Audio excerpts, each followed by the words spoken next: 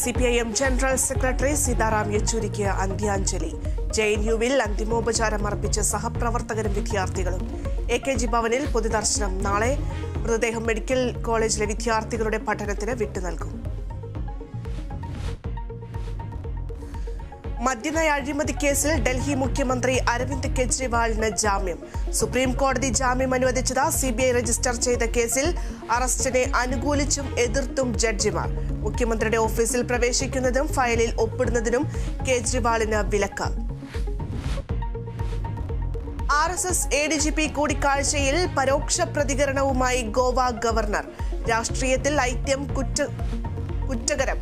ഒരാളെ കണ്ടുകൂടാ എന്ന് പറയുന്നത് ശരിയല്ലെന്ന PS ശ്രീധരൻ പിള്ള. രാഷ്ട്രീയ ഐക്യം കൽപ്പിക്കുന്നവർ കുറ്റക്കാരാണെന്ന് കേന്ദ്രമന്ത്രി സുരേഷ് ഗോപി. KSRTC ജീവനക്കാർക്ക് സാലറി ചലഞ്ച് ഇല്ല. ജീവനക്കാരിൽ നിന്ന് തുക പിടിക്കരുതെന്ന് ഗതാഗത മന്ത്രി. ശമ്പളം പിടിക്കാൻ മാനേജ്മെന്റ് ഇറക്കിയ ഉത്തരവ് പിൻവലിക്കാനും നിർദ്ദേശം. ഉത്തരവിറക്കിയ ഉദ്യോഗസ്ഥർക്കെതിരെ നടപടിയെടുക്കുമെന്ന് മന്ത്രി. K-ഫോൺ പദ്ധതിയിൽ CBI അന്വേഷണം ആവശ്യപ്പെട്ടുള്ള പ്രതിപക്ഷ നേതാവിന്റെ ഹർജി ഹൈക്കോടതി തള്ളി. ക്രമക്കേട് കണ്ടെത്താനായില്ലെന്ന് നിരീക്ഷണം. സർക്കാരിന് ടെൻഡർ നടപടികളുമായി മുന്നോട്ടു പോകാമെന്നും കോടതി. നിയമസഭാ കയ്യാങ്കളി കേസിൽ UDF MLA-മാർക്കെതിരെ കേസ് റദ്ദാക്കി ഹൈക്കോടതി.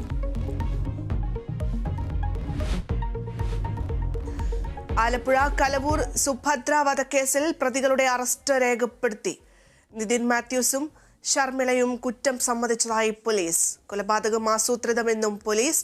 ക്രൂരമായി മർദ്ദിച്ച് കഴുത്ത് ഞെരിച്ചു കൊലപ്പെടുത്തിയെന്നും മൊഴി.